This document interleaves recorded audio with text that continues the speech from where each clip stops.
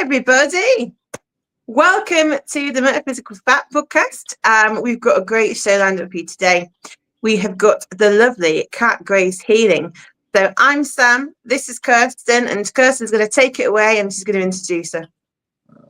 We are so happy to have Kat with us today. She's a trauma-informed spiritual master, an intuitive guide, a shamanic practitioner.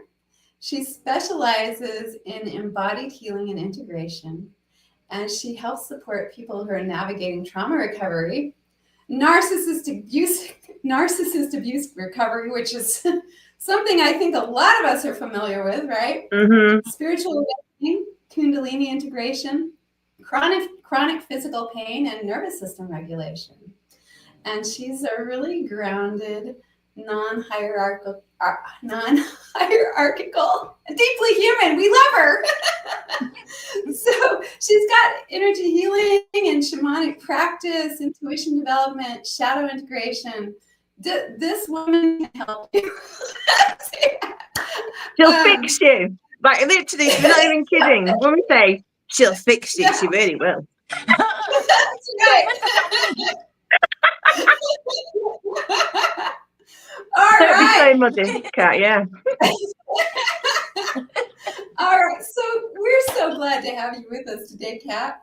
So let's just jump right in. Why don't you talk to us a little bit about your what brought you to this path? Because as we know here, all three of us are on a very similar path. It's not the normal path that you're doing. When you filled out that form, what color is your parachute? It probably didn't even cover anything like this, right? No.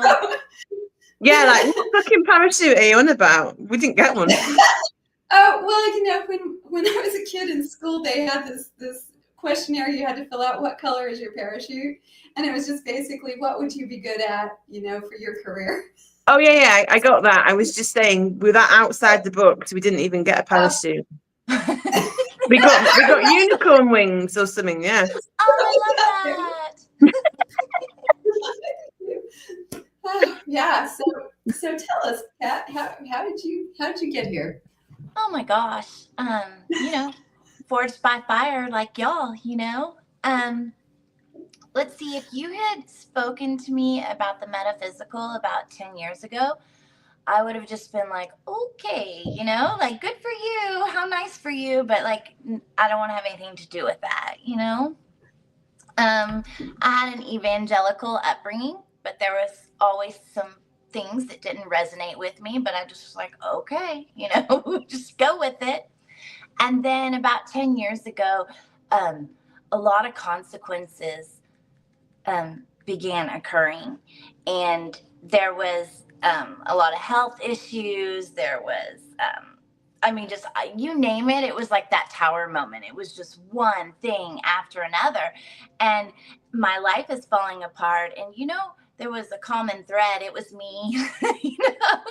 So it came time to get really honest with myself and start looking at things and radical responsibility. And it kind of seems like at that time, as I started to just shift my beliefs just a little bit, became just a little open, things got real very fast. And I feel like within a couple years, just between like 2015 to 2017, things shifted dramatically. And I didn't even realize it at the time. It was more like, I'm just trying to survive this and kind of make my way through it, but I don't know what's going on. And then in 2017, I guess that was the beginning of like a spontaneous kundalini awakening. And that just shifted my entire life, and nothing's ever been the same. And I'm out of the broom closet now, That's great. I love that. Listening to that, Kirsten will probably attest as well. There's so many similarities, none of us have the exact same journey, but the being, the forged in the fire, the kundalini. I want to get into that in a minute. But I think you're very right. What I really want to touch on is that radical self-responsibility, because we go through these massive periods in our lives, and I think we're coasting along, and then all of a sudden like you spoke about that time moment, our lives start to fall to pieces because it's like the universe is saying, come on now, chup, chup, chup. It's time to wake up. So all the stuff that's not aligned with us is being stripped away. And in that process, we're left vulnerable, we're left raw.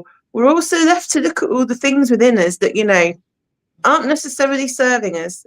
And it's a very painful, process, because especially if you're not really awake and you go through something like a spontaneous kundalini, it sucks the shit out of your system. Mm-hmm. You don't know what the fuck's going on. I mean, I had mine, Kat, and yeah, it does. But I mean, I had mine.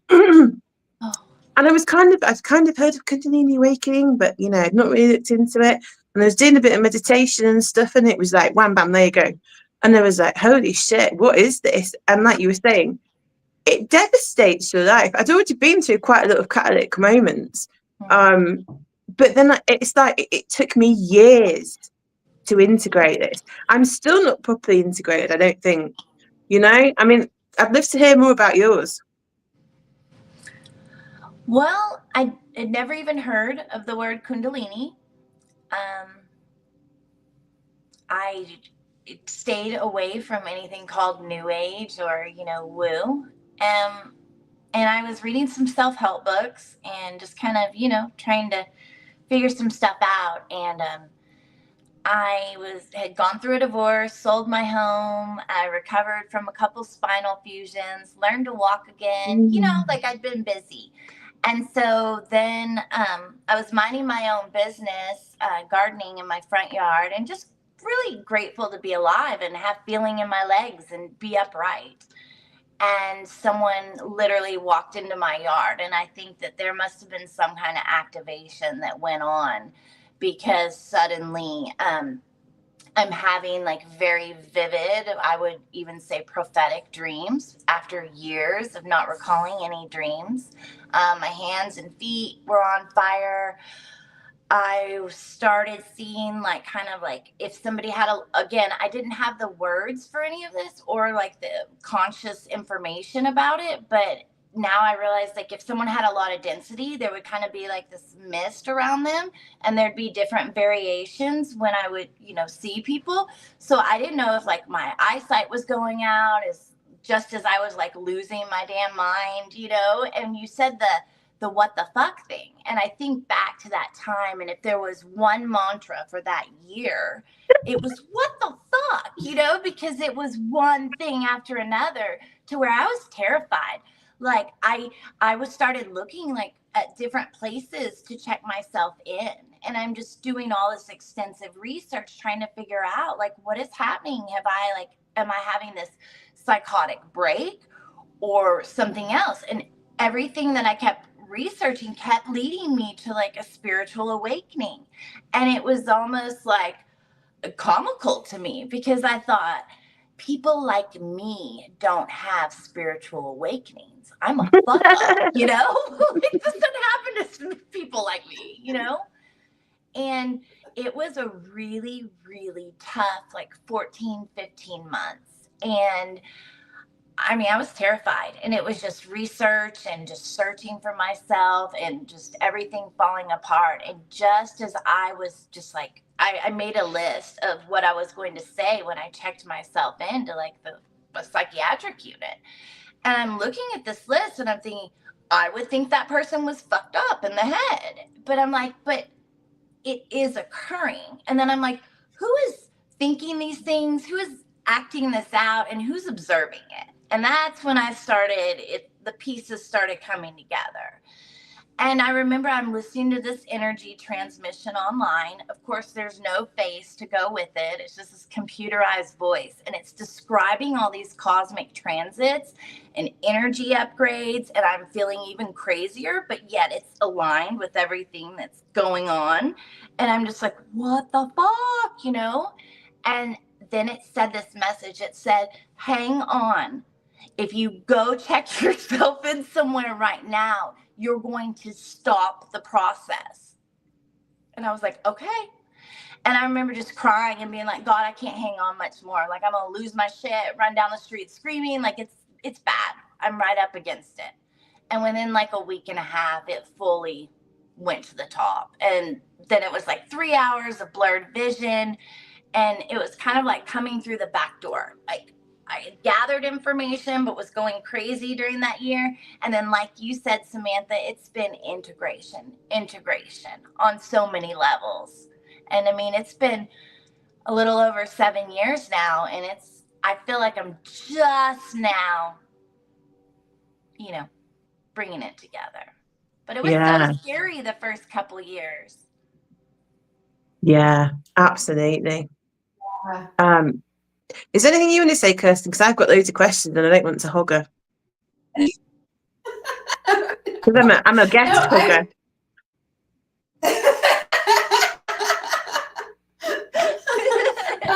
No, it's so interesting, like how these kundalini things happen, because I know Sam had a similar experience with it. I was much more gradual, so I kind of acclimated very gradually, but it took a lot longer. So, but go ahead, Sam. Yeah. Sorry. Yeah. The thing is, this is just fascinating for me, because when I meet with the people like this, it's like, what did it feel like? What did you do? Where did you guys fall apart? What did you do to bring it back together? What practice has helped you? Sorry, that was a lot of questions. But you know, I'm just like, because I compare it to kind of my own. I know every journey is different. I'll say that again. But yeah, so kind of my kundalini thing was, I was doing those and those and those of meditation. I'd left a partner. I'd left the father of my children. And I moved back in with my dad, and I was dealing with all that father wound stuff and like leaving all material possessions behind and looking at what it meant to be successful. I was just about qualified as a nurse, and it was COVID.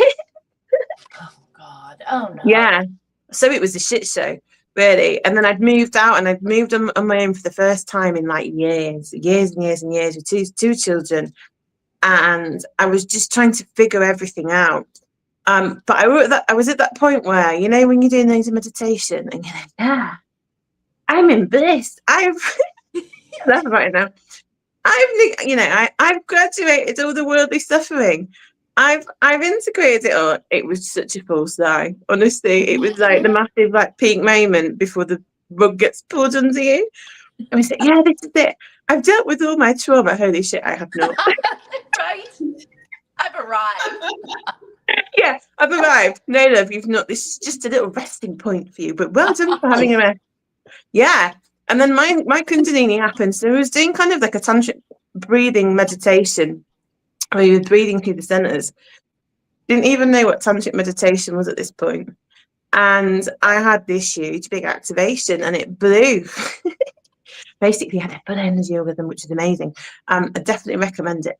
But yeah, without a bit of juice, it blew out. Like, I'm assuming it was an entity of my sacral chakra. And I saw it with my mind's eye. It popped out. I was under bed doing it, under the pillow. And I was like, what the fuck are you? And it just sort of disappeared into nothing. And this energy just went, woof. And then it was like a process of a couple of weeks. I was just like, it was like absolute, that's what it was, like the mania. I didn't quite have it for a year and a half quite. We were as a completely maniac, complete maniac. Where it was like, I'm seeing all this stuff. Why is the couch disappearing? Why is there like orbs in the air? Why can I hear noises? Whatever, Yep. But I did have this really intense experience when it was trying to rise, and that's kind of what when it finally went up, and it was like this cracking, like a flash of light, and then I dissolved into the void, and it was coming down my head, and my head was dissolving. I still had awareness that I had a head, but I didn't. But I was like part of everything, like the universe. I was literally everything from the head up. Looking down, I was like, still got arms and legs. But I was freaking out. I was like, oh my God, what's going on? And it kept trying to completely dissolve me into the void, as I've realised. And I wouldn't let it. This went on for hours and hours and hours and hours. And in the end, I just smoked loads and loads of marijuana and knocked myself out. I mean, I don't know whether that's the right thing to do, but that's what I did. I mean, you're here now. You got to do what you got to do. I mean, it was a level of high I've never quite achieved since, but we'll leave it at that. Yeah. So, and then I woke up and I was kind of like, it had stopped, but the weirdness still continued. So I'm not sure whether I ever completely integrated it. That's the problem, you see. And it was like, oh, I was having all these downloads with all this cosmic information. I knew things about particle physics that I'd never learned, and I didn't understand it. I had concepts in my head, and I had to go and learn the science behind what I knew, which sounds batshit bonkers, isn't it? I get it. Yeah. It's like, no, everything's connected and time's non-linear and there are little points in time. And then like even watching like reality sometimes now, you see it flip out, like, you know, the you're like, oh, it just did it again. Mm-hmm. You know, when it like it's in like a shutter, isn't it? So yeah, I'd love to hear a bit more about that. Sorry, I'm just talking about myself now. No, I'm glad you shared. And I mean, so much of what you said resonates, you know. I was not doing any tantric meditation. I don't think I had ever really meditated before. And so I just have to say one thing is so many of these gurus are like trying to package this deal to like activate someone's kundalini. And they claim like you have to meditate, you have to have this vegan diet, and on and on and on. And I hear this and I'm like, that's actually not the truth. At least that was not my experience, because I was making a lot of poor lifestyle choices, to be honest. And I didn't know what was going on. And I think that's so much of why I fought it, because I just was like, oh, no, this isn't happening, you know? And I was mostly just very confused. And I wouldn't even say I was enough in my body to physically like know what was happening. I just know all this bizarre stuff was happening. Like people from 15 or 20 years ago, I'm running into them suddenly and we're resolving issues, you know? It was just like the universe was like serving up people for me to like get my shit together and, you know, have closure with this correctly. And it was just way too many bizarre coincidences. And then I think, you know, the synchronicities building and where you're just like, what is going on? And I mean, the prime creator is so clever in how it goes down, you know? And it's like all these little pieces coming together and kind of shoved in your face exactly how you energetically need it. And I mean, it couldn't have gone any other way. I guess I'm rambling, but I'm looking back at that time. And while it was so frightening, it couldn't have gone any other way, you know? And it just touches on all these traumas, like at least for me, stuff that I had suppressed for many years. And I thought, I'm doing it. I'm fine. I overcame that, you know? In the South, we say you pull yourself up by your bootstraps and you keep going, you know? And I hadn't dealt with anything. I'd been running and, you know, masking the pain with horrible lifestyle choices and abusing my body. Like I hadn't dealt with anything, you know, but the ego is so tricky with telling us, oh, you're fine. You know, you don't need that stuff. You don't need to look at your issues or sit with it or get right with God. You don't need that. So I was given numbing, that. isn't it? Exactly. Given that container, forced into that container, like you're going to deal with this. And there, you know, towards the end, when I was really contemplating checking myself in and trying to decide like what kind of psychosis this was, I called on a friend of mine, and it was the only like halfway woo person I knew. And I was like, you need to come visit me. She lived in Nebraska at the time. I was like, you need to fly down here. I'm going through something. And she was like, okay, you know, and didn't ask a lot of questions. And when she came into my home, I was at that point where it was like almost a panic attack, or felt like I was hyperventilating and feeling a lot of heat, but tingling at the same time. And I had all this research and puzzles and highlighted stuff and notes. And she comes in and I didn't even ask like, how's your flight or anything. I'm like, please tell me, you know, is everything connected? Is everything energy? And I was just shaking. And she's real petite and she's looking up at me and she grabs my hands and she was grounding me. I know this now. But she held my hands and she's like, duh, silly. I've tried to tell you for years. And it was like my knees kind of buckled. I kind of just slid down the cabinet in the kitchen, you know, just and onto the ground. It was just, it went. And she looked terrified, you know, when it was like all came together. But it was bizarre sensations. I didn't go into the void. I feel like I had been in the void. I don't know. So I didn't experience that, Samantha, but I did have like that blurred vision so bad for almost up to 3 hours where I couldn't even see my hand. And I just felt real dizzy and hot and cold. And then after it went to the top, I felt bliss for the first time in my life. I felt peace. There was no more noise. It was just it. And it was very peaceful for a few months. And then life got real. And so it was like you have this rebirth experience and now you're put to the test. So it just felt like all this other unresolved stuff was coming into my life for me to face, but with a completely different lens. Yeah. And giving us like an opportunity to do it with grace, you know? I love that. I love what you were saying, to do it with grace, because that's literally the lesson, isn't it? Yeah. Giving yourself the grace and and you learn, by doing that, you learn to give other people the grace as well. Yes. Because you've realised we're all going through our own stuff. Yes. We're all on our own journey. We're all at different phases. And that's the process of the unfolding, isn't it? You're unfolding all that you knew so that you can become all that you're going to be.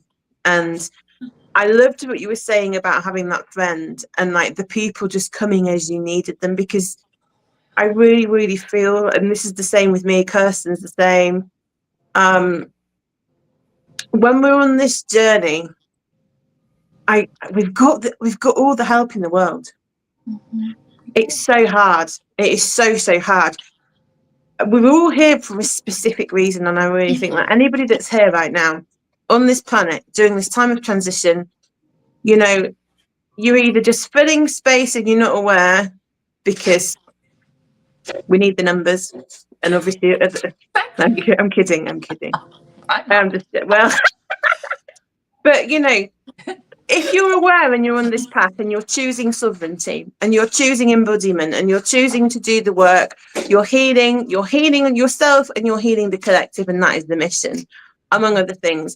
But we're all here for a specific purpose. We're all here to clear our karmic debts. We're all here to like cut the shit, because we're all ascending. And you can believe that or not, anybody that's watching this, that's what I believe. I've seen it in action. You know, I've been told it, I've seen it, I've got my own personal proof, and you know, I'm not here to preach to anybody, but what I am saying is anybody that's here with a purpose, we've all got guides. Yes. We've all had probably weird experiences with kids, we've all had horrible experiences, but we've all come through it. We've all had that friend that's reached out at just the right time, that stranger, the money that's just magically arrived, the perfect information in the book that fell open at our feet. All of that. And that is the divine synchronicity. It's the divine weave. It's like an intricately crafted clock of reality that's moving precisely. So even though it can feel really overwhelming, and if anybody's going through this and your life is falling to pieces, what I would say to you is just embrace it. Yeah. Feel it. It's going to feel shit. Feel the pain. Feel all of it. Don't hang on to it, obviously. But just move through it and just know anything that's leaving you, as painful as it is just not meant to be for you. And what that is doing is it's making space for so much more. You know, 3 years ago, if somebody said to me, oh, you'd be doing a podcast, you'd have a really good friend called Kirsten, you'd be like sisters that you'd known for ages, you'd have all these people coming into your life that were just amazing. Not necessarily all in the physical. You'd leave nursing because you realised that, you know, it's horrible and they're killing people, but we call that a different thing. But, you know, all of this kind of stuff, I'd have just laughed and gone, oh, yeah, whatever, I'm all right, man. I'm just doing meditation and, like, you know, giving people the medications and stuff and whatever. But no, it's true. So anybody that's on this road, hang on, reach out. And this is what I say to people. There are people out there, you know, you're not on your own, because I think that's another thing. When you were talking about, you know, not really knowing what was going on and having quite normal friends, and I'm assuming, you know, having very religious people in your life, which is, you know, I was raised Roman Catholic. Luckily, my dad's side and my mum's side was a spiritualist. They had a bit of a hodgepodge of, I had a bit of contrast, so it was good. But if I'd have gone to any of my religious friends, they'd have been like, "Oh, you're possessed, it's Satan." Seriously. And part of you secretly, because you don't know what's going on, might legitimately think, "Shit, I'm possessed by Satan. It's a demon. It's whatever." It's awful, isn't it? But yeah, sorry, I'm waffling on again. I have a habit of doing that. Kirsten, I'm talking a lot. Is there anything that you want to say, my love? Way back there. No, I'm kidding. Let me look for something to put in my mouth. One of the things that Kat said that I think is really important is that it happens differently for everyone, and it always happens in the perfect way. Even at the time, if it seems like it's not the perfect way, and you're like, "Holy fuck, why is this happening to me this way?" And I would like to say that changes over time, but I've not found that to be precisely the case. I still have those moments where I'm like, "Holy fuck, stop it!" Yes. I really loved what you said about that, and so I think that's really important. The thing I want to touch on next really is, how did you navigate that? I mean, obviously we get these friends, we get these things that come into our lives, like Sam was saying, the book falls open at your feet, or some random person reaches out and says this or that. And it's like, there are all these guideposts on the way, and it always happens in just the perfect way. But did you have specific tools that you turned to then to navigate what was going on? I mean, it really was like a trial by fire. I had no idea what I was doing, what I was going through. I feel like I was just like this for about 14 months. And it was just, there was too many synchronicities. And one that I want to share with y'all is that I was thinking a lot, like, are we doing the best we can? I don't know why, but it was like this random thought that I was having a lot at that time. And again, this is 2017. And that person that I had mentioned that had come into my yard and activated me actually bought the house across the street from me. And I randomly run into him outside, and he just asked me, "Are we doing the best we can?" And I'm just like, what is going on? And then I go to the super Target, and there's somebody in the store that looks at me and says, "Are we doing the best we can?" And that's when I was like, oh, hell no, this is crazy. Like, park my buggy in the Target, go to my car, and just sit there like, what is going on, And then, but that opened that door to start researching and, kind of navigating. But there was so much, like, I don't know what's going on. So I would just go and look things up and then try them. And I was clueless. I really was. And like Sam mentioned, like, it's so scary and you do feel alone at the time. And I felt like, who can I talk to about this? I don't have anyone, And I really had to get creative in my mind to think, who could I possibly call to find that, girlfriend of mine to get on a plane and come see me. And fortunately, she and I had known each other since we were 18. And there were some times that I bailed her out, many years ago. So thank God that she was willing to come and ground me, because I don't know what would have happened. And I know that my very, very best friend, ride or die, like, been through everything together. I got on a plane to go see him, and I sat him down and I asked him, I said, "Do you believe that the universe gives us messages?" And it was like, oh God. And he was like, "What do you mean?" And he said, "You mean like you personally?" And I'm like, "Yes." And I said, "But not just me, like, everyone is communicating with the universe in their own way. But based on your level of consciousness, it's if you can receive the messages. But it's always an interaction going on." And he just looked at me. He's like, "No, I don't think it works that way." And I said, "Well, I think I might be going crazy then." And I tried to tell him some of that stuff. but he was not hearing it. And he kind of like, I think he was just trying to placate me. He wasn't trying to be, you know, ugly to me, but he just was like, you've been through so much. It's understandable if, you know, you're kind of having a rough time. I'm like, okay, thanks. So I felt like, and again, I mean, God never makes mistakes. I felt like all of these reactions were making me go inward even more. And so it was giving me that container to be with self and to navigate it alone. Like, this is what I needed to do to realize that I wasn't that victimized child or that abused wife. You know, I wasn't any of those identities. I had the opportunity to get real with me. And yeah, it was terrifying and painful and awful. And there were times when I was just like, I don't know if I'm going to make it through. But we do. And like Sam was saying, like, we have so much support. People may not realize that, but everyone has a team working on their behalf. And I believe that, but it's basically like we're in the way, you know? So once we kind of soften a bit and humble a bit, I feel like then we're allowing them to come in. Otherwise, I feel like they were really trying to fight their way in. And I was, you know, in my own way, essentially. I think I made the spiritual awakening a lot more difficult than it needed to be. And so that's why I'm glad that we're here and that people do know, like, we're here to like offer you support and help walk beside you, because we've been there. We don't want you to do it alone, you know? Absolutely. Yeah. It is so hard to do it alone. And I know the three of us have done a lot of it alone.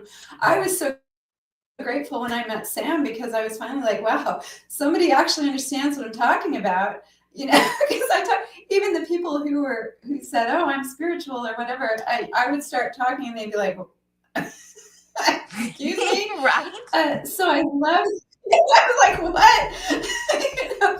So I really love that. And thank you for saying that, because we are here to help. And I really think that's why so many of us that I have met recently, especially so many of us have been on this path, because we are sort of the way showers, and we're on the cutting edge here of ushering in this new age. So it really is, you know, it was really hard for us to walk the path by ourselves, and it's so wonderful to finally connect with other people who are on that path. There was something you said. Oh, I love the way you turned around. So I was thinking about, you know, your friends saying that and kind of saying, oh, I don't think it really works that way. And instead of going, oh, the world is against me, because, you know, I've had those moments. I think we've all had those moments where somebody stepped in and said, well, that's not the way it works. And I was like, the world's against me. But, you know, to take that instead and say, and that's precisely the way to do it when you're really trying to heal and evolve spiritually. Take it within, say, okay, I'm going to turn this around and say, what do I feel in here? Because what this person is saying or what this world is showing me out here doesn't resonate with what is actually happening in my life. So I love that. And I think that's a really good key to healing. It's always go within, go within. No matter what it is that's being presented to you, go within. That's so beautiful. So I love it. Yeah. I'm going to turn it over. Absolutely. Yeah. Sorry, am I talking? It's the bloody lag. No. Bloody lag, motherfuckers. No, I'm sorry. Bloody lag. I can say that because I'm English. Yeah. We were having a good chat about that before we came on about the accent. So he's like, I genuinely want to be able to say y'all and not look like I'm, you know, appropriating it. Did I? Did I do it well? To get it started. I want that. Yeah, I love it. Kat, there's so many questions I've got for you. One of the questions is that you were talking about being activated. Now, it's really interesting because I kind of have a suspicion as well. I had a friend that gave me, so I was lucky. I actually started my Twitter originally because I was a very politically motivated person, we'll put it that way. and that no longer the case, obviously. But it was just there in the background, and I found this lady online, and I started looking into that Dolores Cannon and all that kind of stuff, and I was, no, they really could be aliens. They really could be, lots of stuff going on. And I wanted to find out what was going on. So this was before my kind of thing. And I went online, and I was so lucky to kind of have, I wouldn't say I had close friends online at that point, but there was people that I could go and read and like see that I wasn't actually, losing the plot. And my awakening kind of started like that. It was like baby steps, like my life was falling to pieces. So the fact that your awakening was so sudden and you got no experience, can't even imagine how hard that must have been for you. I just want to say that. So, kudos to you, because you're amazing. To get through that, to put in that work, to get where you are now, honestly, well done. And I don't want to sound condescending when I say that at all, but you really did walk through the fire. And I think it's looking at how do you think that works, like this activation? Because I'd met this lady online, and she's one of my friends now, and she gave me this energy healing, and it was from the heart. And I think that's kind of what primed my system, because a lot of kundalini, people don't realize that's in the heart. So yeah, I'd love to hear your thoughts on that. Well, I believe that whether it's soulmates or soul family or whatever, that we have contracts with them, and maybe like their role is like to come in and hold this specific vibration or frequency in order to activate, and then they go on their way, or they come in and out and they activate you and you lose your mind and have a kundalini awakening. I don't know, but I do believe that as energetic beings, we all have different frequencies that we bring to this beautiful world.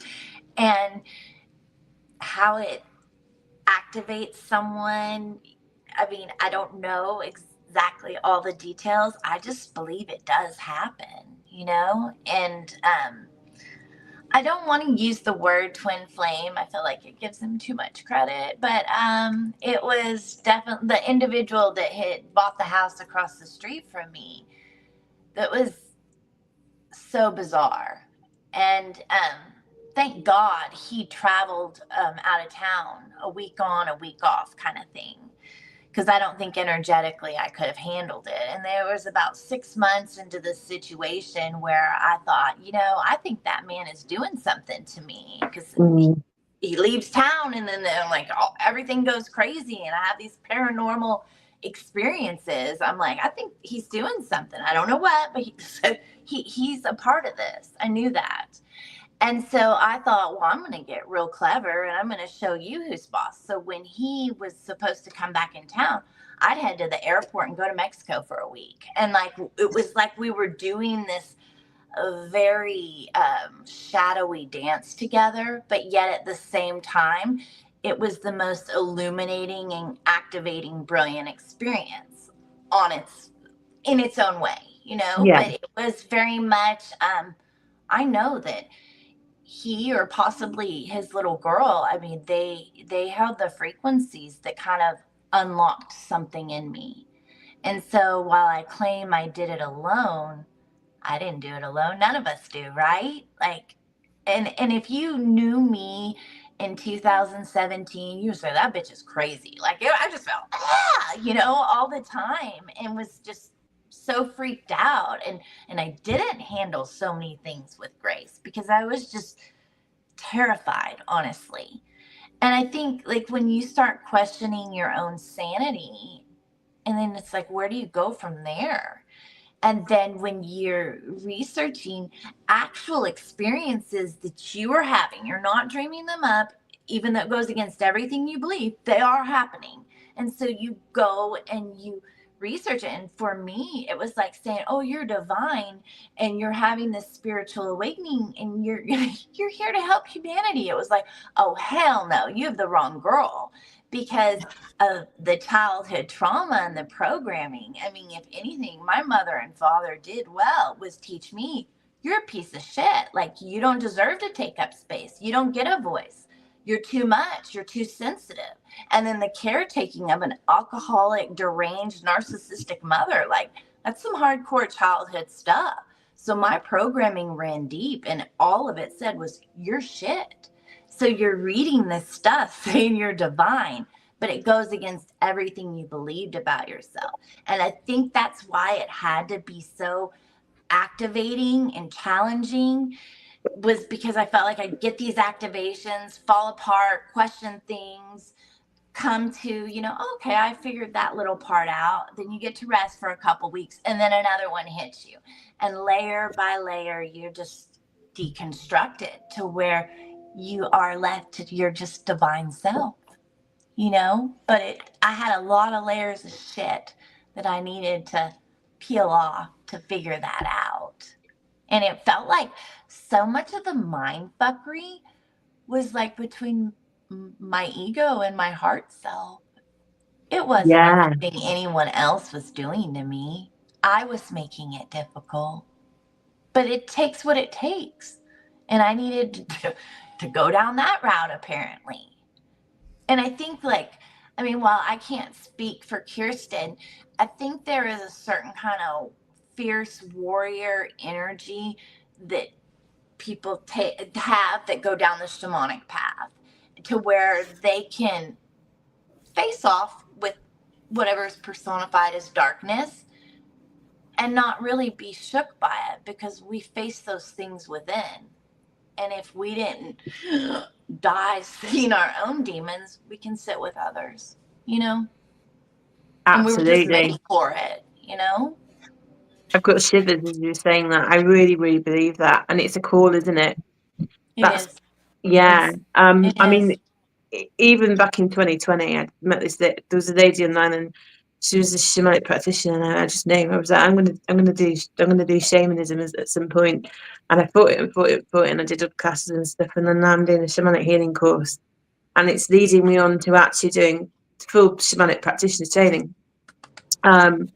But then you look at the stuff that you're learning, but when you go, because I mean, you'll know yourself from your own work, there's a call, isn't there? The call is normally a huge horrible life event, a really serious illness, either mental or physical, something like that. And it, like you were saying, it has to shake you so much that it makes it so uncomfortable to stay in your perceived comfort, this ego, like you were saying, this ego and this heart, because that's what it is, isn't it? The ego just likes to be comfortable, it likes to feel safe.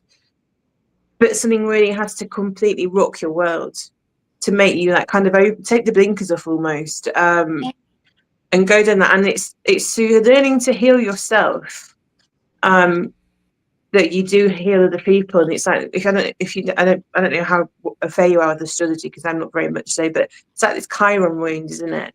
If you've got big chiron placements, which I have in your chart, it's all like the wounded healer. And the more that you face, they went about facing your own demons or actual demons. Right. Which we'll laugh about, but yeah. You start to realise that, you know, it's sovereignty. And the thing that I've learned on my own healing journey, which I'm sure you did as well, and Kirsten, the more sovereign you become, the more well-bounded. And this isn't like, I'm going to enforce my will upon you. This is just like, no, this is who I am. I'm taking responsibility for that. I'm looking at my traumas. I'm healing my traumas.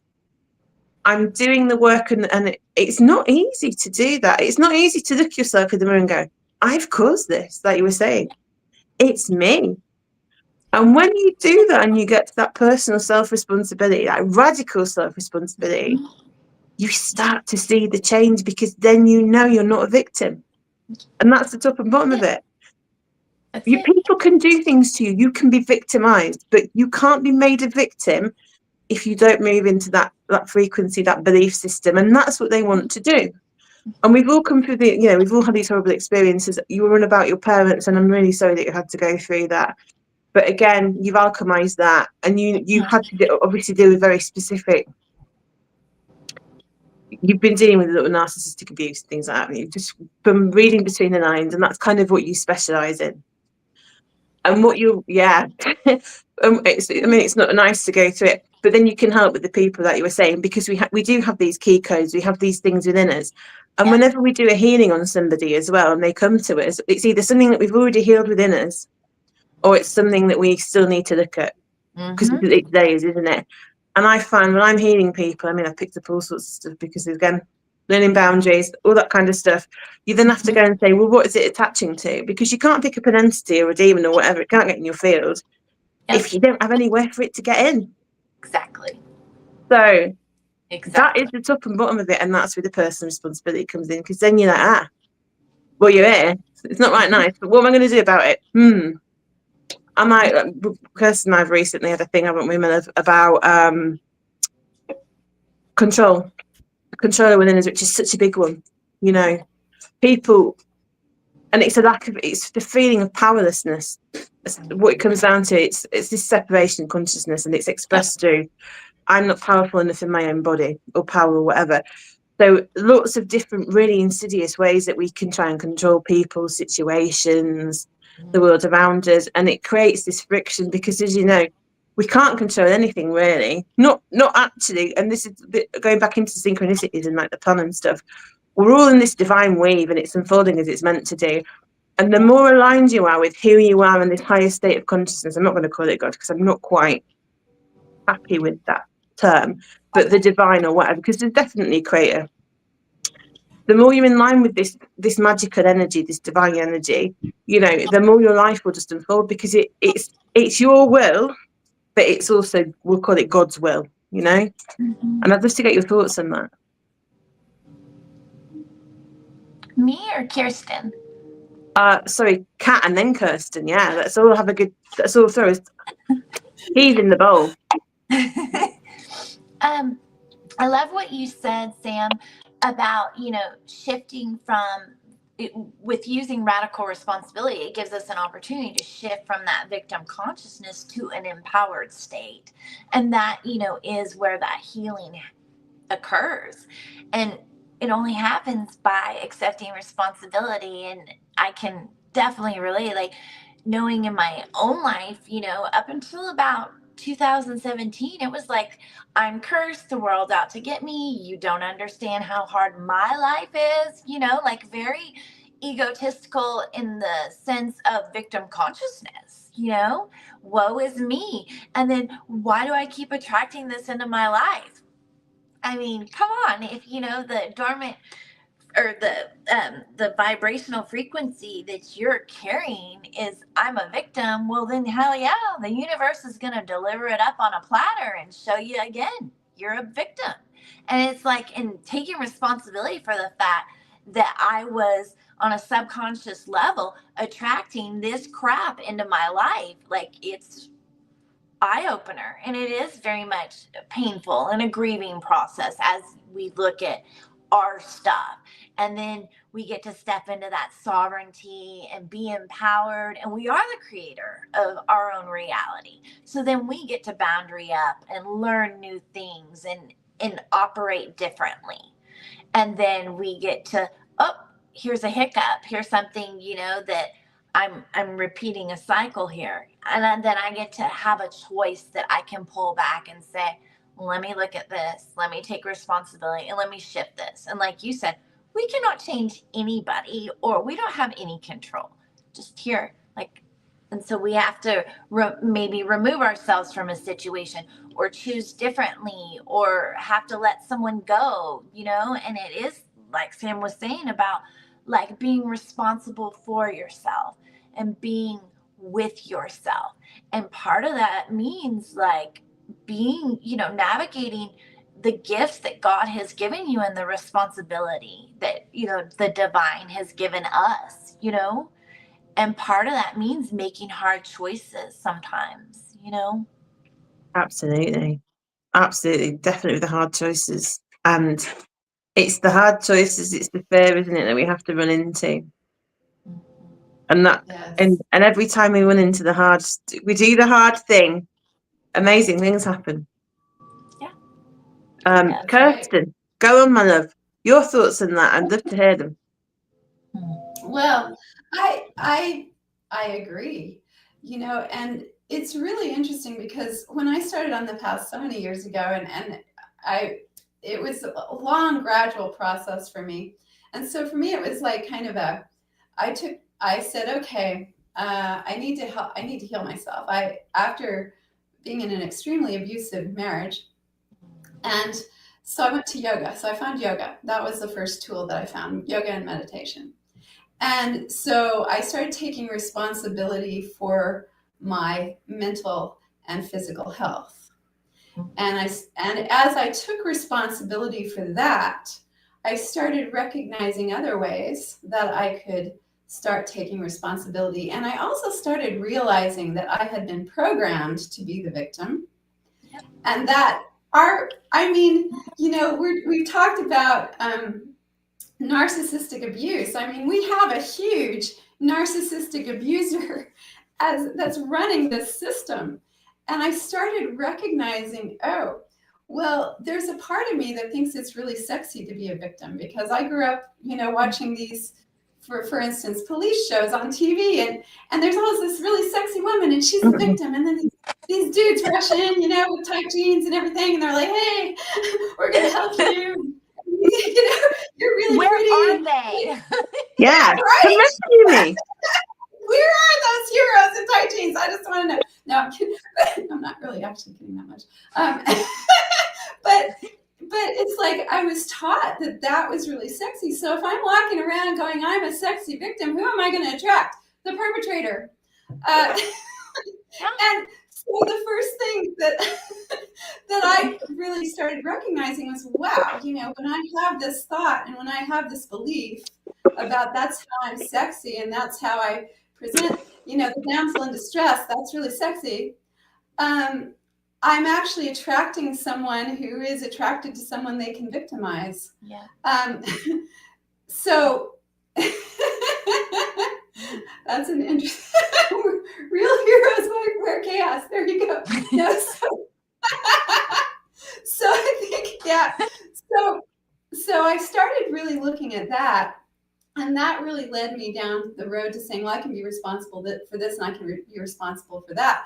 But it took me a really long time to recognize how much I was actually creating my reality.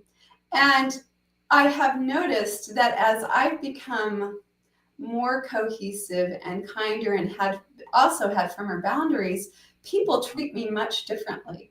Yeah. When I go out in public now, people are very polite to me. People open doors for me. People do things. And I'm not, it's just because when I walk out now in reality, whatever that is, I have a completely different vibrational frequency. And people react to me much differently than they used to. And that's the biggest change that I've noticed. And once I started noticing that, then I started saying, what else do I affect in this reality? And it was funny because for years I didn't even realize what I was manifesting. And then suddenly I was like, wow, actually,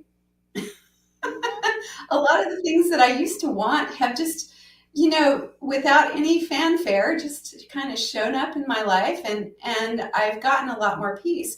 And now I realize, the peace that I have, because I have a pretty peaceful life most of the time. But in general, I have a very peaceful life, and it's that peace is emanating from me. It's not that the world is giving me this peace. I'm creating this peace. And so I really started to notice that. And so it really happened really very gradually for me, but I'm really seeing it now. And it's not that I affect everything in my life. There's still things that happen that I'm like, I mean, probably on some level I created that to take me to the next level. But it's still like, oh my God, I would not have consciously created this bullshit. Right. But Absolutely. So yeah. I love what you were saying about you create your own peace. And I think that's really important because, I mean, looking outside at the world, looking at where we are now, with the orange man in the White House and all the stuff going on in the Middle East and all the conspiracy theory stuff that's being proved true, and the Epstein files and all of that stuff, it's literally shocking people, isn't it?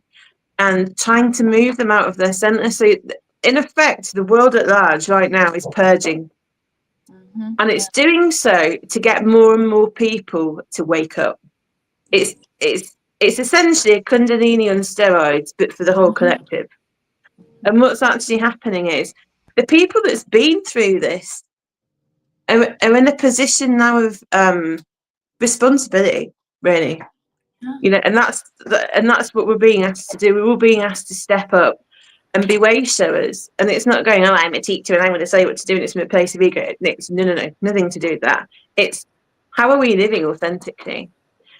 How are we utilizing our practices and the things that we've learned, and how can we share that with other people to help them, not to control them, but to be a lighthouse, basically, to be a safe haven in the storm that's being created, because they're going to start looking for this. And I love what you were saying about cultivating that in the piece, because when you start to do that, you create your own sanctuary. We can't control what's going on outside. Well, I suppose we could, really, if we really were being pedantic about it, but generally we're not going to be able to control that. What we can control, what you were saying, Kat, very well before, is we control our own internal structures, how we react to things. You know, essentially, how help do we get? How angry do we get? How much do we allow that outside influences to move us out of our center? And the more we can cultivate that peace within us, and we can approach things and see them for what they actually are, which is just a reflection of what's going on within the collective consciousness. Because it isn't, this is what makes me laugh as well. People are like, oh, it must just be within you. This is why this is happening. It's like, look, I'm not taking personal responsibility for Donald Trump. You can fuck off. You know, I this agree. is a collective manifestation, because we're co-creating. You know, but yeah, I agree. exactly. So, but that's the thing. So we're all being asked to kind of step up. It's all levels, and I feel like there's another wave of awakening coming now, and I felt it coming for kind of some time. And I'm just wondering your thoughts on that, Kat, and Kirsten afterwards. How are you feeling about like the world at large, and how can we kind of navigate that and help other people? Well, I mean, I don't want to tell anyone else what to do. I'm just going to say, personally, for me, you know, when the collective is, you know, building and things are escalating and there's lots of drama, you know, on the global stage, that's where I kind of pull back into myself more. And whatever comes into my awareness, whether I'm walking my dog or I'm at the grocery store, whoever our client comes, like, that's where I need to be present. And I do agree, Sam, that, you know, that a lot of things are manifesting, you know, within the collective, and things are just kind of batshit bonkers right now. And just being able to like hold space for that and to check in with myself. Like if I'm suddenly feeling anxious, it's like, is this mine? You know? And I think it is even more, I mean, more of a priority to ground and to be in stillness and to be with your animals and children and people that bring you joy and love and strengthen, you know, that container. I think that it's more of that. It's not doing more out there. And I know some people are, you know, will argue with me on that, and that's fine. Like if they need to do what works best for them. But for me, I don't need to jump in and tell everyone my opinion online. I mean, I'm a BSA, and the emphasis was poli-sci. Like if we want to go down on some stuff, like I could be that obnoxious person, you know, on the socials, but it's like, no, that's not helping. That is like throwing fuel on the fire and stirring the pot of the collective, when we should be anchoring that light. Because like you said, like this massive kundalini, you know, is going on. We need to ground in and anchor so they can go through their process. And the more people that awaken, the more that we raise the vibration of the planet, and we anchor that light and we take back our planet. And I believe that. And like you said, like everyone has their role. And, you know, it's exciting times. And even though there's a lot of catastrophic, dramatic events going on and many things being divulged to the collective, it's like we've been through this years ago when we awakened, you know, and we know what it's like to be horrified and disgusted and confused and angry and grieving. So now we can hold space for those that are going through it. And not everybody wants to, you know, choose the path of, you know, conscious awareness. And that's okay. But we're here to help the ones that do want to, not get involved in a pissing match of ego with people that don't want to go through the awakening process. Beautifully said. Beautifully said. Yeah. Kirsten, what are your thoughts? I know you've got thoughts on that. Oh, just before. Yeah, Nick, we're not saying that you have to take responsibility for Starmer either, because I wouldn't either. I don't take responsibility for any of those people. But I was going to say, I mean, I agree. They were created by the whole collective. It wasn't just me. But I do think, first of all, I love, you know, the way that we shift is by becoming uncomfortable, right? And so many people have been so comfortable for so long with what's going on. And I used to get so upset with people. I'd say, well, you know, when I started really waking up to all the conspiracy theories and all the stuff that was going on, I was like, how can you accept this in the world? And they're just like, yeah, whatever. Yeah, they're just like, well, you know, I just want to drink some beer and watch some TV. What are you talking to me about this stuff for? I got my 9 to 5. I got my TV set. I got my 6-pack. I'm good. And I'm going, this is my house. Like, what the hell? You know, so I went through that phase, and then I realized that really, you know, that's okay. However you want to deal with that, that's okay. But I do see more and more people, because it's getting more and more and more ridiculous. And I have really withdrawn my energy from that. I don't watch that stuff on TV. If it's on my feed on Twitter or whatever, I scroll past it. I don't even want to engage with it anymore.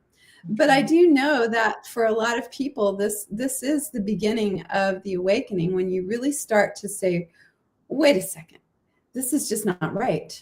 What is going on here is not right. And of course, that's what you come to. And that's what you come to in your own personal life, where you get to the point where you say, I can't take this anymore. I can't live like this anymore.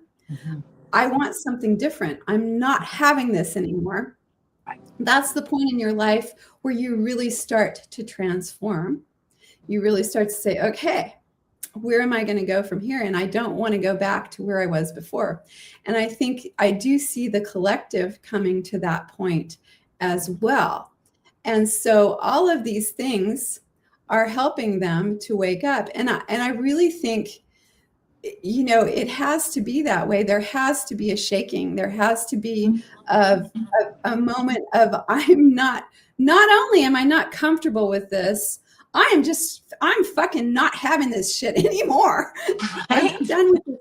You know, it has to be, you have to get to that point. And so I see that. And I think you're right, Kat. We are here to anchor that light and to help the people that want to become conscious. And as you said, it's a perfectly valid choice to say, no, I don't want to be conscious. I just want to do my thing. And I don't want to have to think about all of these things. And I don't want to have to do this work. I don't want to have to look at my own darkness. I don't want to have to do any of this. And that's perfectly fine. If that's the path that you want to have, that's perfectly fine. You know, we're not here to wake other people up or to force them onto the path that we've chosen. We're simply here to be an anchor and a guide for the people who are coming into it now and saying, wait a minute, I do want to wake up. I do want to become conscious. It's not comfortable, but I've got to go through this. So I fully agree with that. Yeah. So anyway. Well said. Thank you. I can very much relate to that part of like when you have all this knowledge about, you know, conspiracy theories or whatever, and then you tell someone and they're like, huh, or what? And they're like, oh, we can't do anything about it. I'm like, how are you not outraged? How do you not care? How do you just duck your head down and just, oh, well, but people do it all the time. And so like you, Kirsten, it's just not even worth it to get upset, because some people are meant to like awaken and some people aren't, not in this lifetime anyway, and that is okay. And like Sam said, we need them for the numbers. I mean, that was very cruel of me. I do apologize. no, I think it's, you don't make the rules, girl. We're just trying to live, you know, by them. Yeah. Sorry, I had to dash off because my dog was eating some glass. Yeah, she's all right. She's fine. Okay? Yeah, she's fine. Okay. She's just an absolute knob. I love her, but yeah, puppies. Yeah, puppies are dreadful. Puppies. The only reason puppies survive into adulthood is because they're so cute. When do they stop being puppies, though? Because I mean, she's 18 months old now, and she's still. Oh, really? Yeah, at least. Yeah. She's as wild as the hills. I mean, she's definitely my dog. Here's mine. Do you want to say hello? Say hi, baby. I love how excited we all got there. We're like, oh, it's a dog. Yeah, we love the dogs. She's so cute. Yeah. Oh, We do. so cute. Like, I love the little eye patch going on. Yeah. Cute. It's adorable. Say hi. Oh, it's not like it's the ear. She's been Oh, sleeping on the you've seen it. desk the whole time. You see? Oh my gosh. She's a good girl. That's the thing with ladies, isn't it? Whenever somebody rolls a baby or a dog or, you know, something cute, we all go, or a cat. Yeah. Yeah. I actually, leading on from that, I want to kind of, I saw a post on the Twitter, and I posted it basically before I came on, and it was talking about how women are kind of forced to be in competition with each other, basically, because if when we look at like the maiden, mother, and crone archetype, it's like society wants them to stay as the maiden, and there's this kind of almost like Wetiko-esque mind virus that women are like, oh, I have to be the youngest and prettiest in the room, you know, and it's kind of like vying for attention almost. And I don't necessarily think that's right. I don't think that's even how men really think, you know. I think a lot of the pressure that women put on themselves to be a certain way are enforced by other women. Sometimes, you know, this like, oh, I'm not saying all women, by the way, but as a consensus, like we've got to have no wrinkles, or we've got to have the perfect body, or we've got to look like a Kardashian, and you know, all that ridiculousness. And I'm just wondering in your thoughts on that. And it was they were kind of saying that they were perpetually put into this maiden archetype and not allowed to kind of progress. And it was almost kind of stunting people, like stunting the feminine from expressing and growing, because it was in this kind of this microcosm of, oh, you must look a certain way and you must be attractive just for men, and that's your purpose. It's very materialistic, you know. And then even I suppose when you go into the mother archetype, because you don't have to be a mother to even embody that archetype, you know. If you've ever created anything and birthed it and just stated it within you, you're holding that archetype. But then it's like the real wisdom comes when you're being a crone, because you're putting it all together, and it's almost like they don't want people to reach that. They don't want people to embrace that, you know, that lived-in experience where you're like, I'm comfortable in my body. I don't care if my boobs are a bit like suddenly.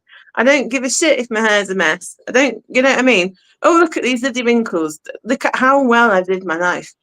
It doesn't, and you get to that point where you're so like happy in your body that you don't need to compete. And it's almost like they want to stop that, you know? So I'd love to get both of your thoughts on that whole thing, and also looking at, I mean, especially from like the shamanic point, ceremony, and how we have these rites of passage, you know, as women that have kind of been lost as a collective, you know, in communities. Like when, you know, somebody gets married or they have their periods or whatever, I buy, you know, my girls get a cake. We have a period cake. We have the women, and it's like wise women, and look, you've been initiated into womanhood, because it's an initiation. Then you have children and whatever you're going to do, and it's like all these big milestones and celebrations, like as a community, have been lost as well. So this kind of this fake kind of plastic identity has been forced upon us. So yeah, Kat, I'd love to get your thoughts on that, and then Kirsten, if that's all right.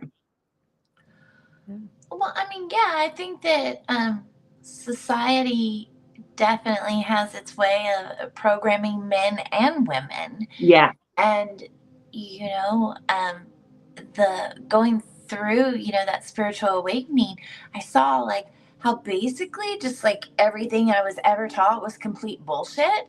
And so, you know, it's just been an unraveling, again, just an unraveling of so many of these programs. And I guess I don't feel in competition of other women. I feel like a sisterhood is so precious.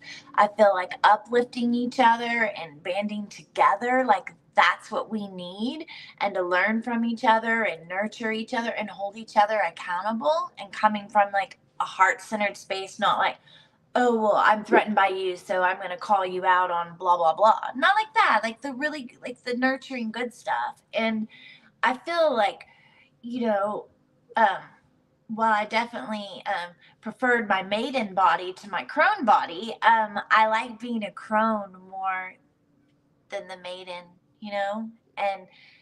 And there was always like angst.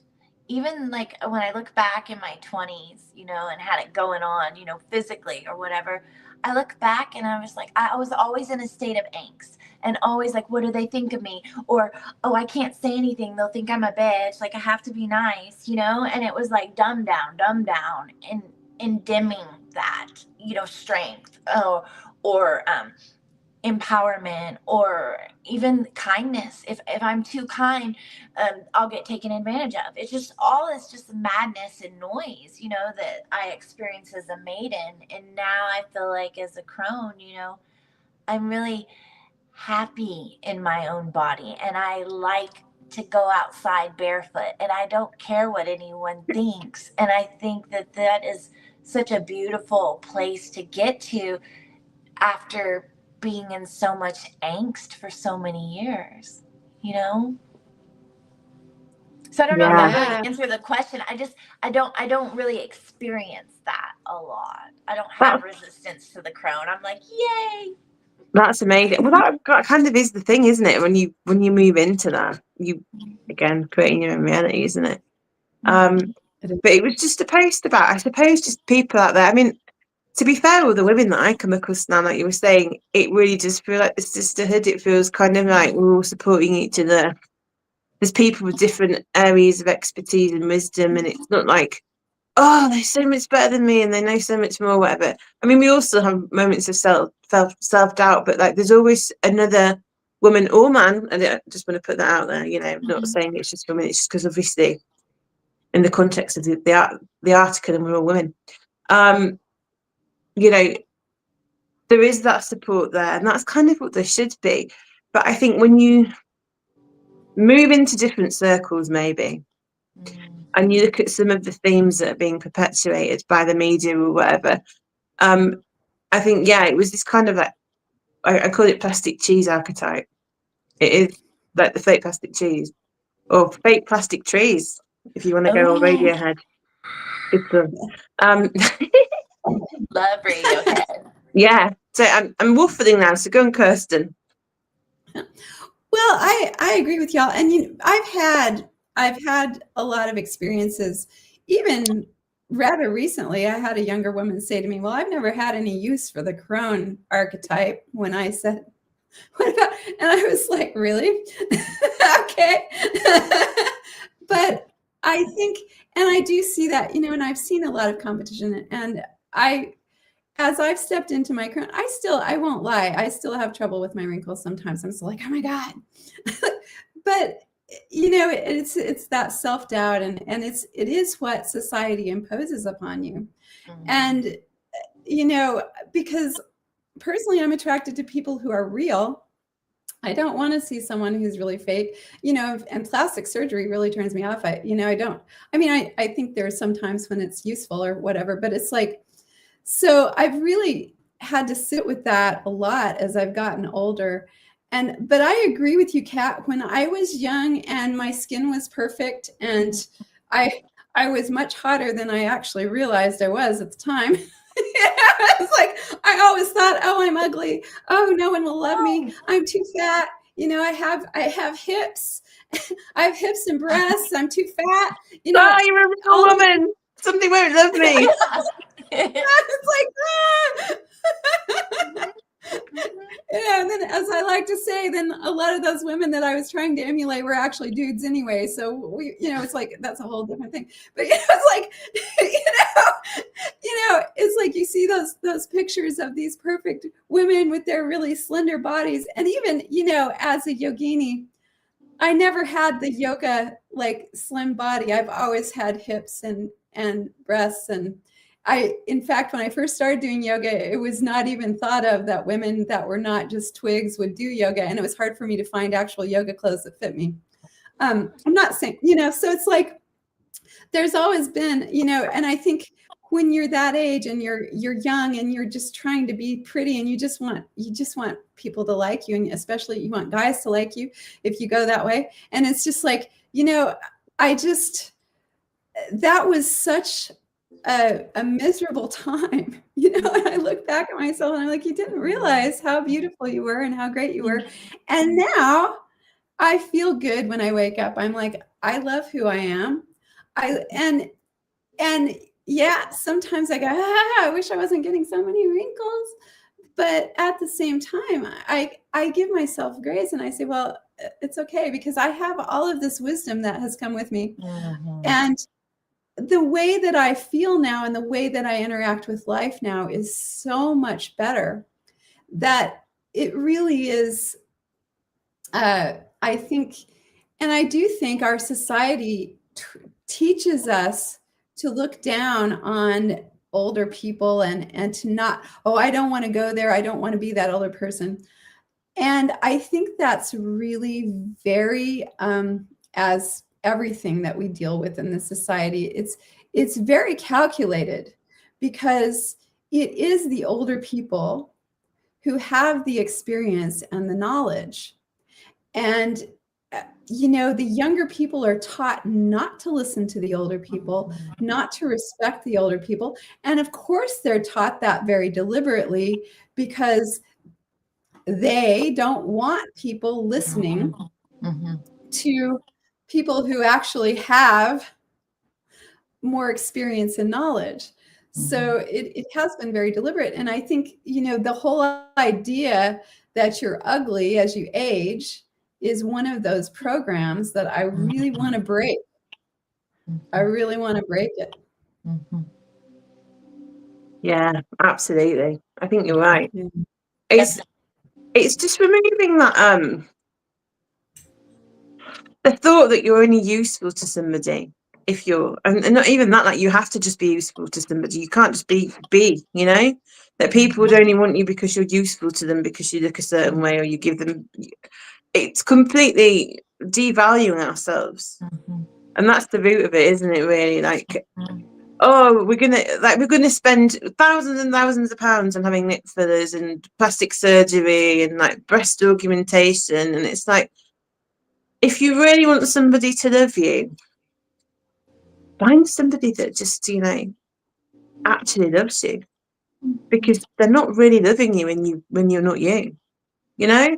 And it isn't even, because I mean that's another thing, isn't it? It's something that I've really struggled with, you know, as I've got health issues that I'm healing, and they've caused me to gain quite a lot of weight, and it's being comfortable in your body. And then, do you know what, this is just, it's a transitional phase. I'm healing, it will come off, all the rest of it. But that, just because, you know, I'm a bigger lady doesn't mean that I'm, you know, not attractive, that I don't have value, that I don't, you know, deserve to be treated a certain way, that I shouldn't have self-confidence.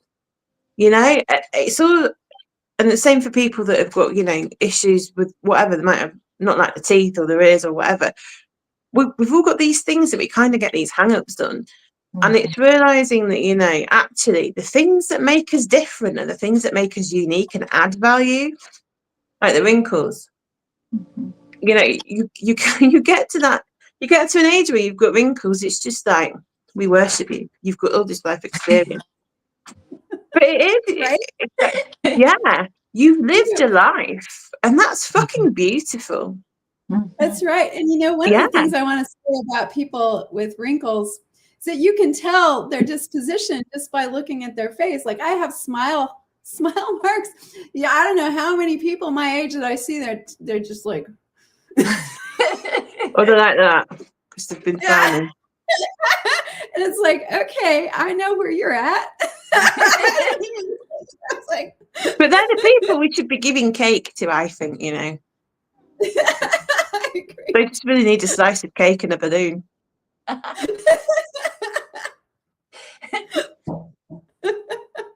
That's how I propose to, you know, start world peace. Everybody will be given, if I was ruler of the world, you would all have a slice of cake and a balloon and you will be happy. You know?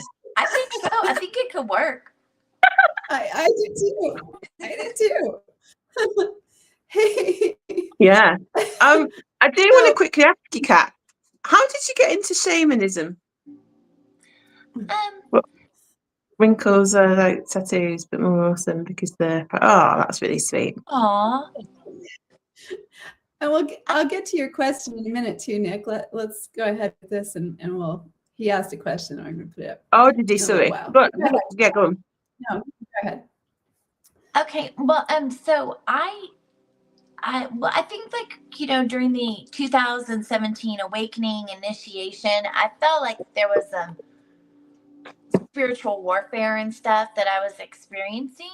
And so it was kind of like an introduction to shamanism, I guess, but I wasn't entirely sure of my path. And then in 2020, I had a soul retrieval done by a gentleman named Jim Berg of 0 Point Shamanism. And his wife, Amy, and I were good friends for a couple of years. And I really trusted him to do this work on me. And I didn't really know what to expect. I knew I needed one, but I didn't know like how it was going to play out. And then the results were amazing, and it was such a beautiful experience, and he handled it with so much integrity, and it was very beneficial to me.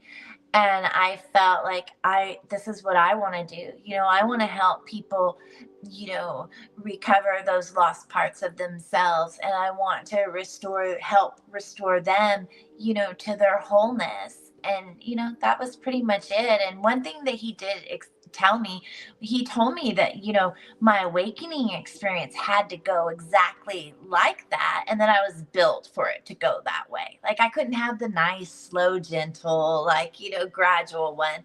It was just a very much in your face, let's go. And he said, you know, that I was intended to walk between both worlds. And I said, well, I don't want to, you know, I'm not sure about this yet. And he said, you know, well, you know, you have the calling, and it's ultimately your decision. And, you know, I sat with that. 2020 gave us plenty of time to sit with things. And in 2021, I started doing, you know, the shamanic studies program. And it just kind of took off from there. That's amazing. I want to hear more about this 0 Point shamanism. Is this like quantum shamanism? No, that's just the name of he and his wife's business, 0 Point Shamanism. Oh. Yeah. There's so many different ways, because I mean, the shamanism is like classic shamanic practice, isn't there? Where you're the shaman and you do the healing and you do the journeying and all the rest of it. And then there's like the evolved practice, because it's like everything that's kind of come before served as a foundation, but it's evolving. So the lady that I'm studying, which is a lady called Sarita Sul, and she's got like a YouTube channel and stuff, and she's absolutely amazing. So she does like quantum shamanic practice. So she's trained in shamanism, but she does it up with like quantum manifesting and all that kind of stuff. So she's got a lot of different techniques and stuff that she merges together.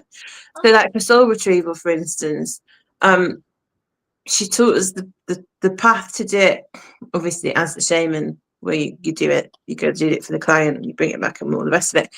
And then she also has developed a practice, because she was, where you guide the client essentially to retrieve their own soul, obviously make sure it's done and everything. But because what she found is when she qualified, or whatever you want to call it, and started doing proper healing, she did this healing and she fixed it. It was miraculous. It was miraculous healing. And after 2 weeks, it reversed. And she was like, why is that? And it was because you can only heal what somebody's ready to heal. Yeah. It doesn't matter. I mean, you can be a really powerful shaman in some cases and do that, but we've all got our own soul contracts. We've all got our own journeys. So when you get somebody that comes to you and then you take them on that healing journey and they're doing it for themselves, it's kind of empowering them. So they're actually choosing to make the change. Yes. So that's why it's like you don't actually really heal somebody, you hold the space and they heal themselves, isn't it? Exactly. Yes. Yeah. Perfectly. Sorry. Go on. Kirsten, what was the question? Oh, okay. Let's do next question. So he said, when you have time, would y'all consider doing a show about how to raise daughters? Fathers have questions. Absolutely. Yeah, we would. I mean, I'm probably not the best person to ask about that because I don't have any children, but I can certainly tell you from my perspective of how my niece has been but you've got a raised. niece and you've helped. You've had the thing is, we've all got younger people in our lives. You don't actually physically have to have children. Yes. And we are women and we've been daughters. Or we are daughters. That's right. So we are.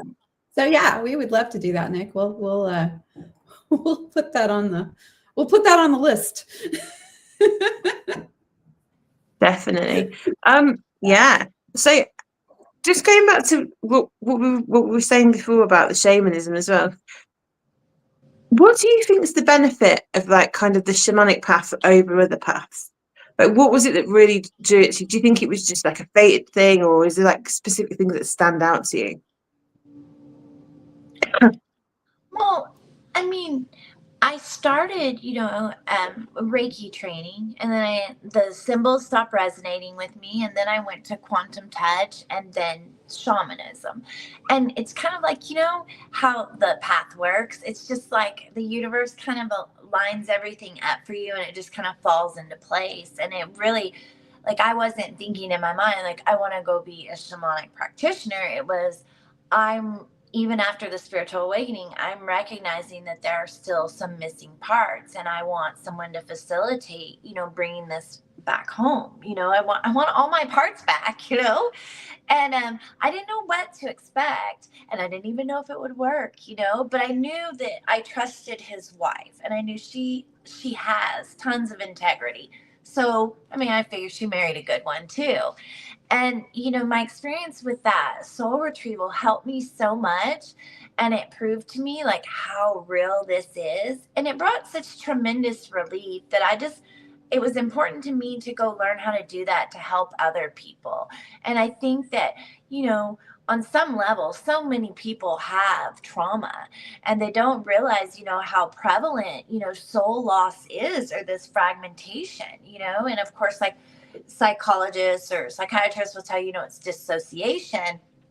And then so many people are, running around dissociated and not even knowing it, just even looking at their phone or just going through the motions or out there manifesting by default. Like, they don't realize that they're not even like in their body. So, well, like, who is running the show then?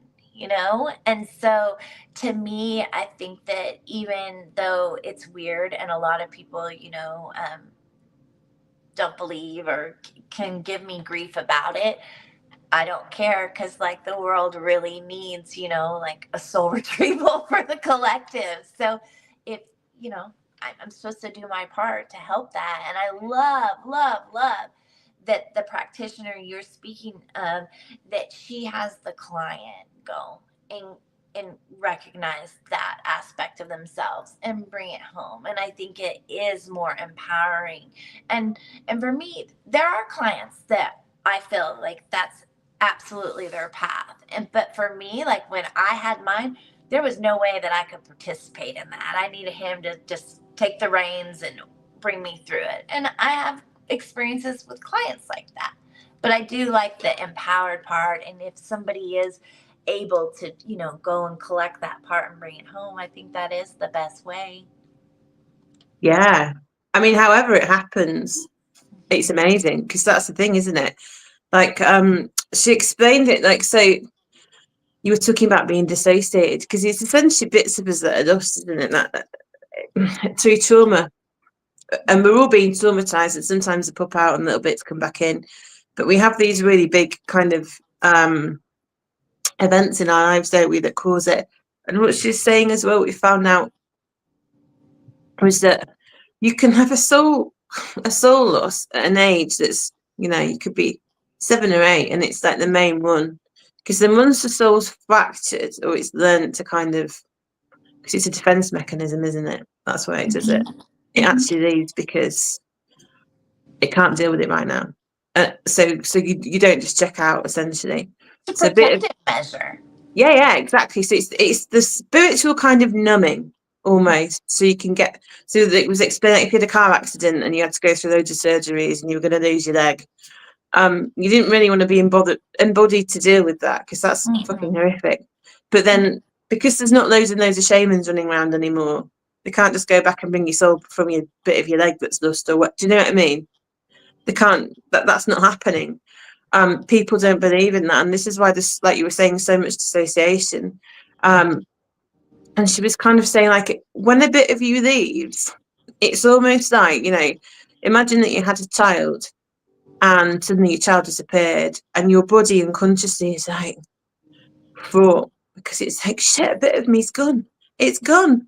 Oh my God. And your nervous system is just like on edge.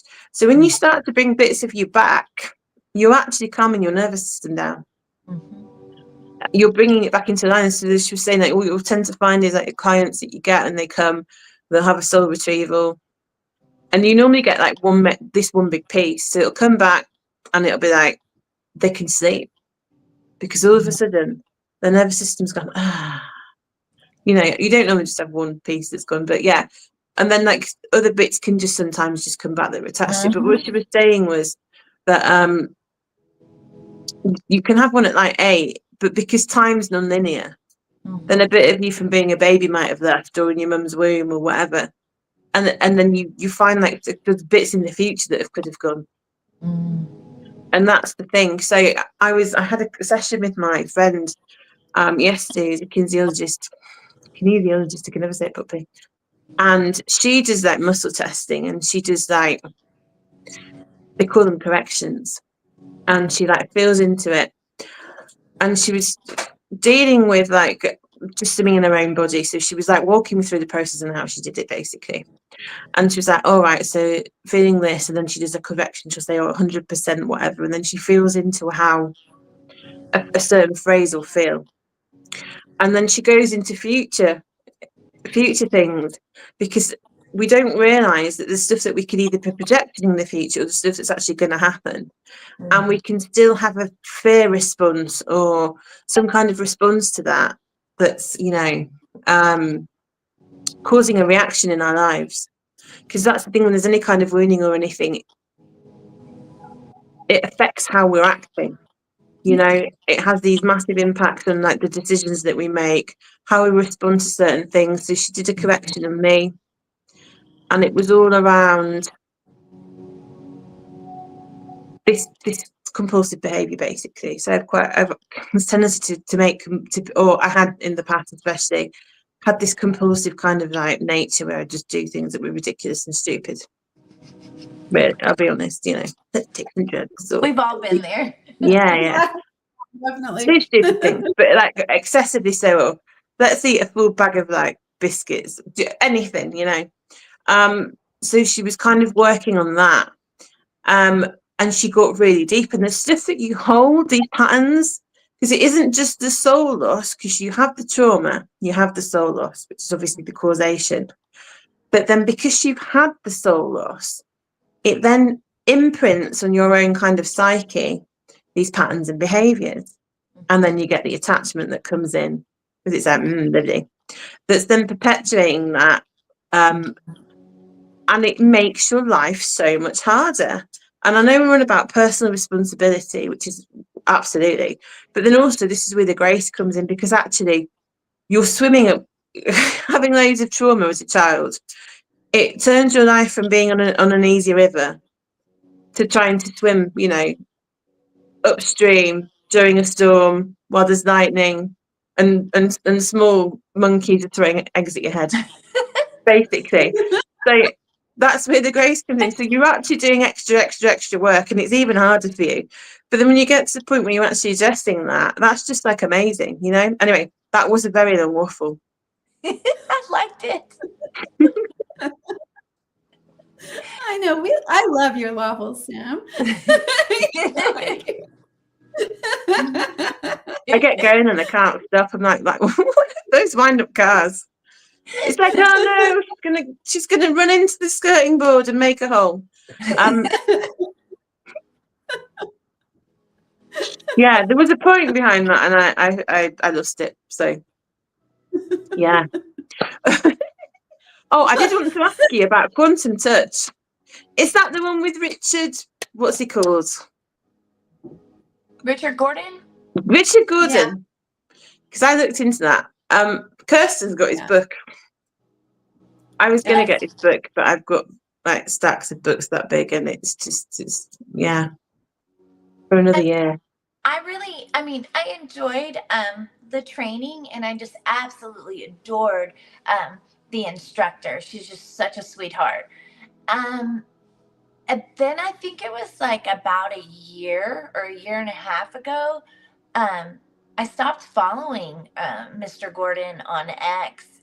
He was connecting with spiritual beings through AI and channeling messages, and it didn't resonate with me.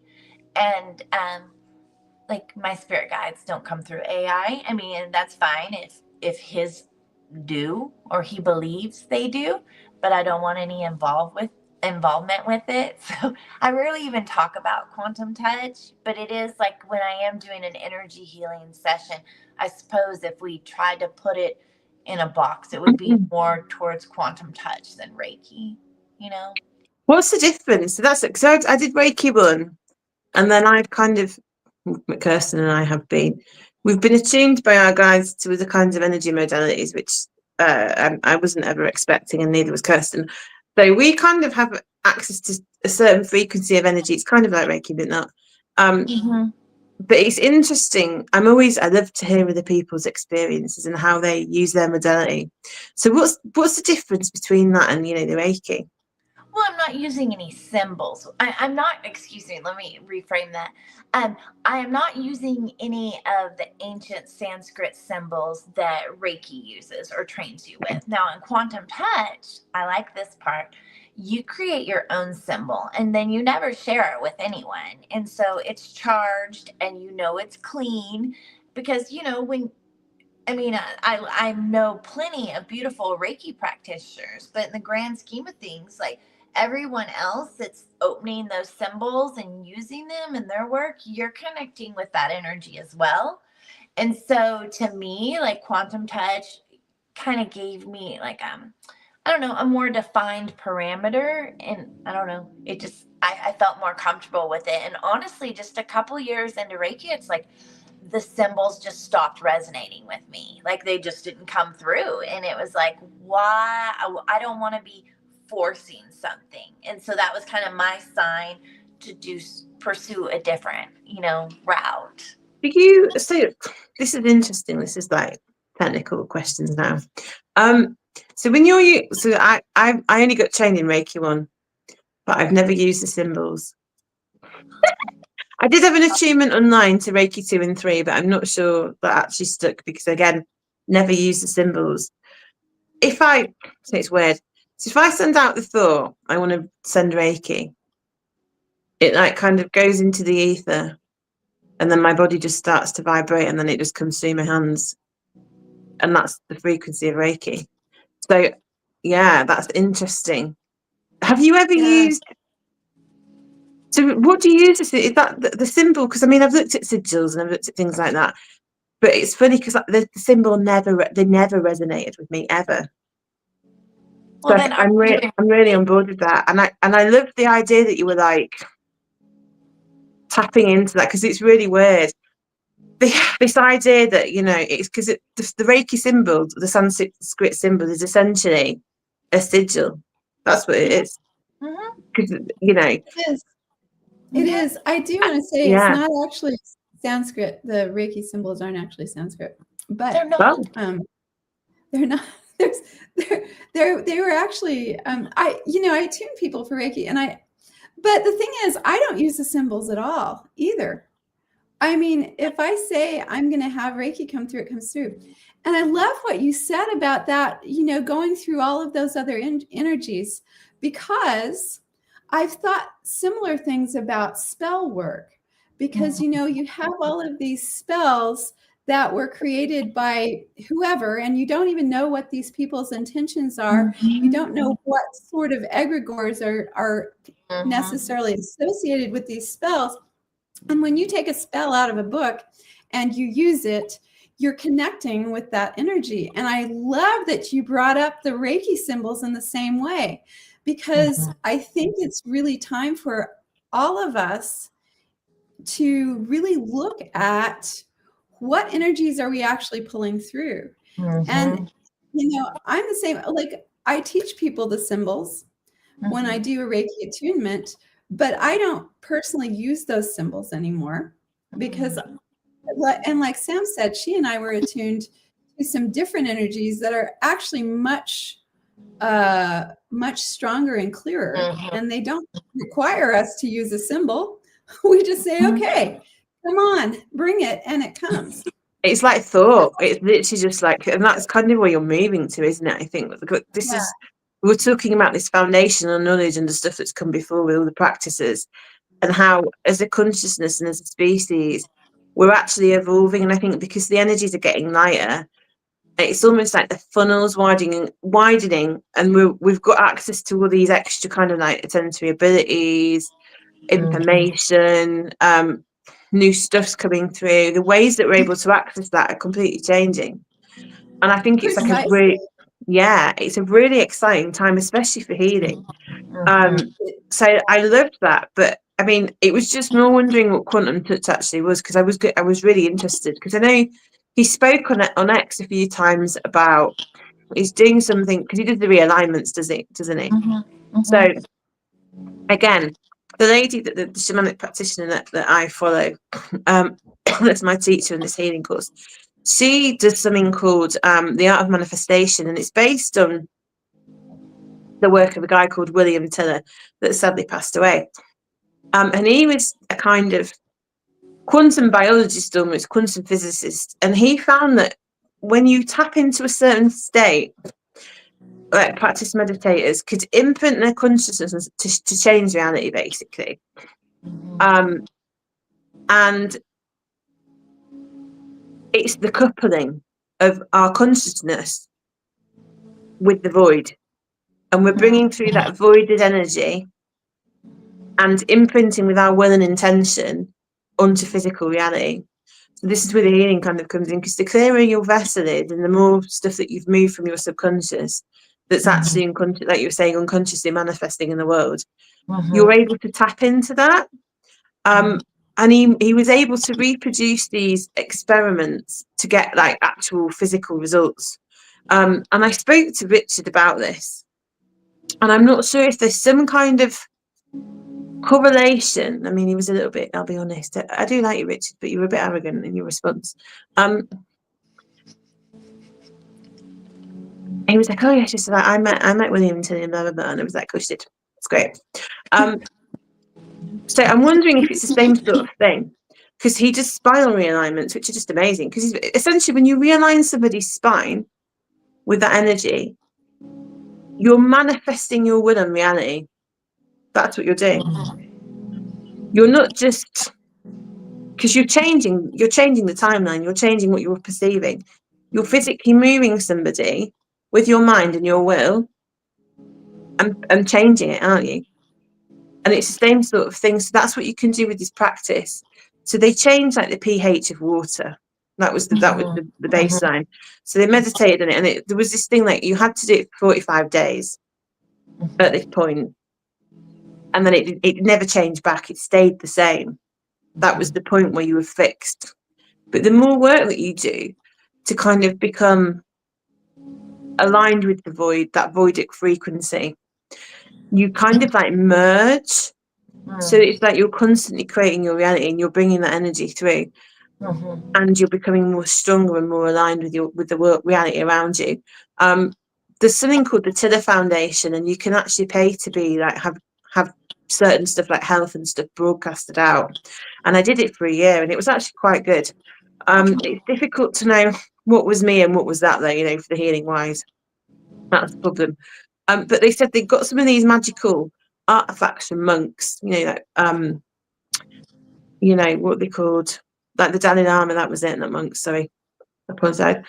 Different. They have these like magical artifacts, like when they pass, and they were imbued with power, and they used it to charge these computers, because there's computers that they put in the room outside of everything, not connected to the internet or anything, and they broadcast this signal, they program it, and that's how they do the intention work.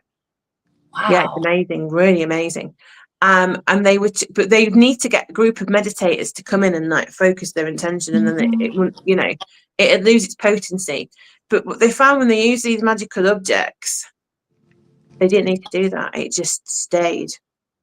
It was just that. This is what I mean. This is an interesting reality. It's so mind-boggling. There's just so much that you can tap into. It's just fucking exciting, The field of it is healing. It just excites me. I'm like, there's so many things we can do. Anybody could be a healer if they wanted to be. You could just find your niche, but it's just like, wow, Anyway, so I'm getting excited. Kirsten, take over quickly. Stop me. No, it's fun. I've got the waffle iron on. Who's got syrup? Who's got bacon?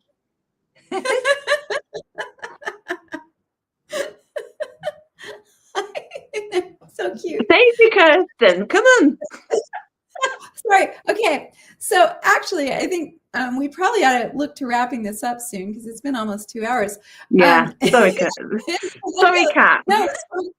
It's fine, been great. Thank you so much. It has been great. It has been great. So, Kat, do you have anything else you want to tell people before we wrap this up? I mean, I think I want to emphasize, like, if anyone's going through a spiritual awakening, you truly are not alone, and you're not crazy. Like, it's just, if you feel like you're coming undone, great, you're right where you should be. I mean, that's it. And I really want to thank y'all both for having me. And I just want to tell you, like, just the divine works just so perfectly, is that I was starting to have some doubts about some things that were going on in my life. And I felt like I was, like trying to traverse it. Okay. And finally I was just like, I surrender. And I told God, like, please show me a sign that I'm on the right track, because I don't know.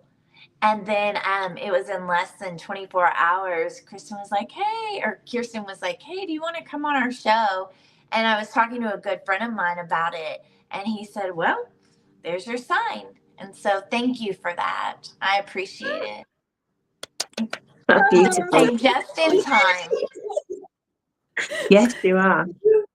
You are so welcome. And we're so glad to have you. I'm so grateful you came on, Kat. And I mean, it just feels amazing. I mean, the energy that's flowing here right now, it feels amazing. I love it. It's just great. Y'all are amazing, both of you. Just such beautiful, strong energies. It's very likewise. Yeah, this has been great. It really has. And it's been such a pleasure to have you on. It really I know has. I've made a little jokes about waffling on, but it's nice to find other women that are empowered and that are doing the work and that are helping other people as well. You know, and I think this coming together in this community is the next steps. Yeah. Yes. Yes, I agree. And it's so nice to find other women who aren't in competition, because that's, like we talked about before, a lot of times that happens, and it's just, you know, it's like we can't compete because none of us, you know, no one is me, no one is you, no one is Sam, no one is, you know, we're all who we are, and we all bring something different to the table. And that's what's really beautiful. And bringing that all together is just, it's just marvelous. I'm just so grateful that you came on with us. Thank Oh, you just both before you so go, much. can you do spinal realignments? No, Oh, okay. I do not. You will, sorry. No, I do not align spines. Okay, that's fine. It was just a punt. I know what you're talking about, but no, I have never personally experienced that. Perhaps I'm not as strong as Richard Gordon, but no, I've never aligned a spine. No, I Yeah, don't think it's you're not as strong. He actually did realign my spine for me one time, and it was amazing. Was it amazing? It was amazing. I didn't think he was going to do it. He put this thing out on X saying, if you want a spinal realignment, send me a photograph. And I was like, sure, okay, here's my profile picture. And it was amazing. I have a neck issue, and it was just like pop, pop, pop. It's fine. That's amazing. I don't know how he does that. I would like to know how he does that, but I don't know. But See, that's what I was asking about the quantum touch, because I didn't know if he taught you how to do that. Yeah. No, that's like for advanced, I guess. Well, I'm glad he helped you. I mean, that's beautiful. Yeah. It was nice. It was good. Yeah. So thank you so much, Kat, for joining us. And thank you, all of you lovely people out here who tuned in. Thank you so much. Thank you, Nick, for being here and and keeping the chat going. And thank you so much. So Sam, anything? Yeah, absolutely. Thank you, everybody that's tuned in and listened to us. Thank you for your patience and listening to my waffles. Thank you for supporting Kat and Kirsten and myself. Kat, it's been an absolute pleasure. And yeah, so we'll catch you on the flip side, everybody. Thank you. Thank you. Yeah. Oh, and by the way, Kat's information is in the description. Okay. Bye, y'all. Thank you.